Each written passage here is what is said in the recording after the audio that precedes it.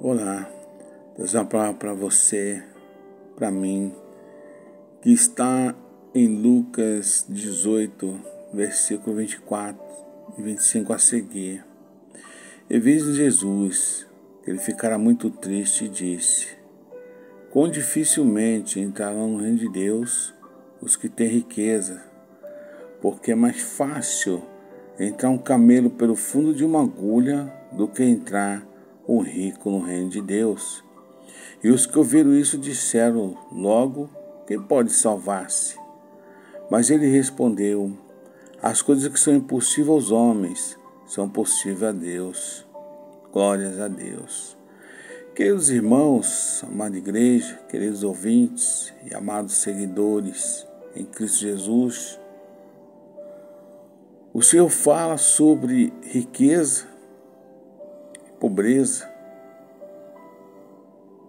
Uma das declarações mais surpreendentes feitas pelo nosso Senhor é que é muito difícil um rico entrar no reino de Deus.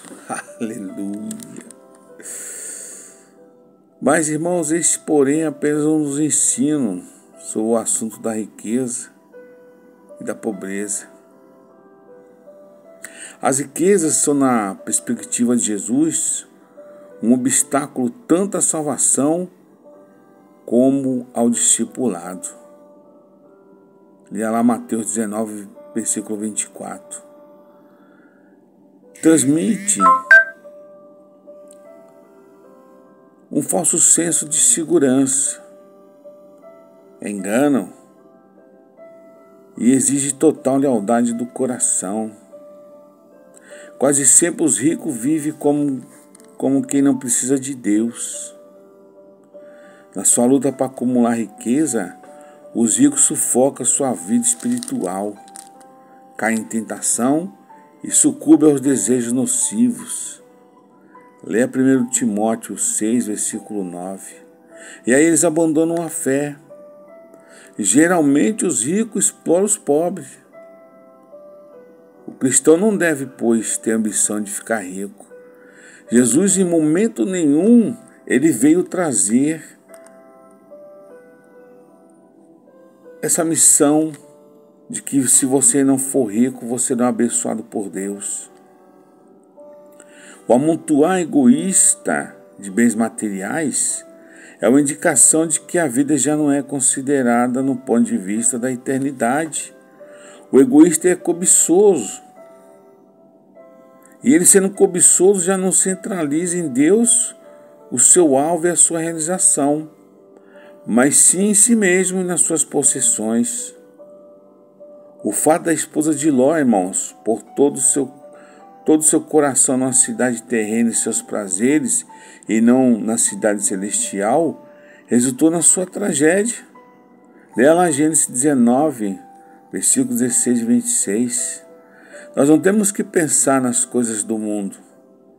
O cristão verdadeiro, as riquezas dele consistem na fé e no amor que se expressam na abnegação e você ser fiel a Jesus, irmão. Agora, quanto à atitude correta em relação a bens e o seu usufruto, o crente tem obrigação de ser fiel. O cristão não deve se apegar a riquezas como um tesouro ou garantia pessoal. Pelo contrário, deve abrir a mão delas, colocando-se na mão de Deus para o uso do seu reino, promoção da causa de Cristo na terra, na salvação dos perdidos e atendimento da necessidade dos próximos.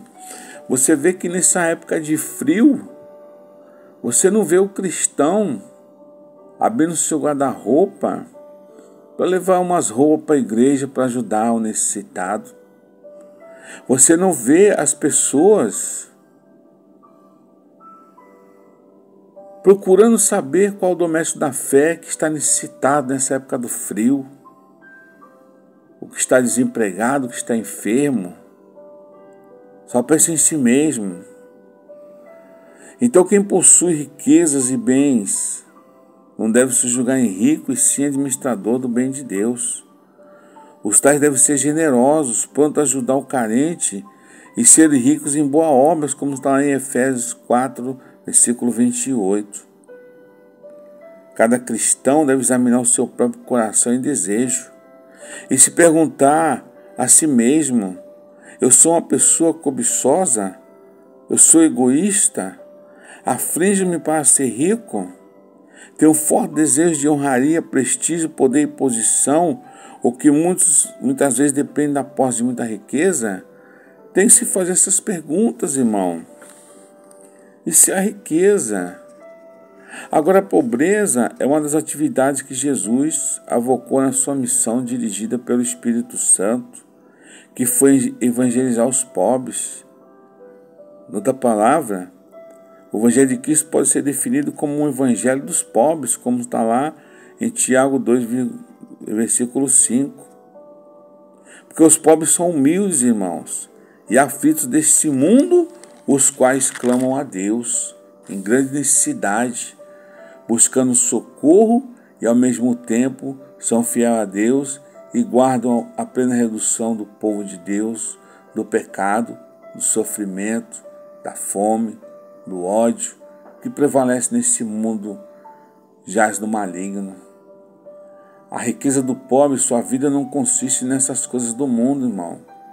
A libertação do sofrimento, da opressão, da injustiça e da pobreza com certeza virá aos pobres de Deus. Aleluia.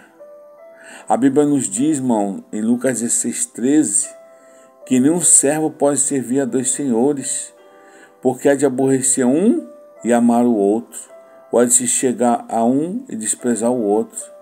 Você não pode servir a Deus e a Mamão, o Deus da riqueza. Quando se fala em pobreza, é evangelizar os pobres.